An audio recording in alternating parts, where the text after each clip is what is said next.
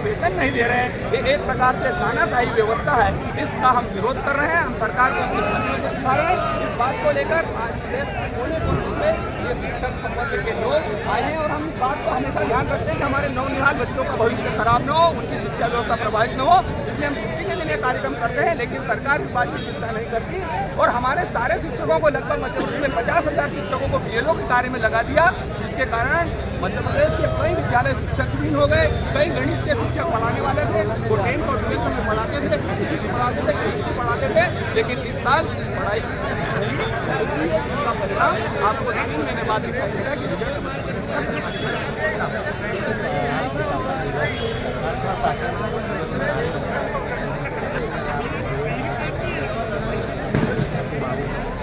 हम उस व्यवस्था को मानने वाले हैं।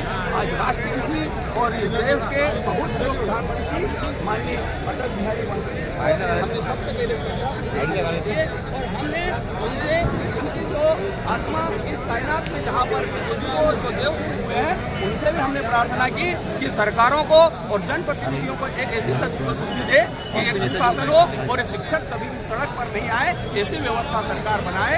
आज हम सरकार के खिलाफ नहीं, सरकार की उस नीतियों के खिलाफ हैं जो शिक्षक समाज को अपमानित करते हैं। अटेंडेंस लगाने से आपको समस्या क्या है? जिस तरीके सरकार की पारदर्शिता होगी ना उसकी, तो निश्चित रूप से सरकार पारदर्शिता लाए, टेक्नोलॉजी का उपयोग करे, डिजिटलाइजेशन करे, हम उसके समर्थक हैं। लेकिन उसकी जो तकनीकी खामियां हैं उसका हम सरकार को अवगत करें, उसका सरकार कलेक्टरों ने वहाँ से जानकारी दी थी कि हमारे जिले में कहीं भी नेटवर्क की प्रॉब्लम नहीं है। लेकिन मैं आपको विश्वास के साथ, दावे के साथ कह सकता हूँ कि भोपाल में कई ऐसे रहे हैं कि जहाँ शहरों में नेटवर्क नहीं मिलता, तो जब उसको 4 लाख लोग एक साथ अटेंडेंस लगाते हैं तो आधे घंटे तक चक्रा घुमा करता है। पहला पीरियड केवल ये अटेंडेंस लगाने में जा रहा है और लास्ट का पीरियड भी आधा घंटा इसी में जा रहा है। इसमें 2 पीरियड बिल्कुल पूरे मध्य प्रदेश के किसी भी स्कूल में नहीं लग रहे हैं, केवल 4 पीरियड ही पढ़ाई हो रही है।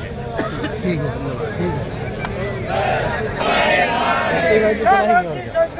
कृपया सभी से सादर अनुरोध है कि सभी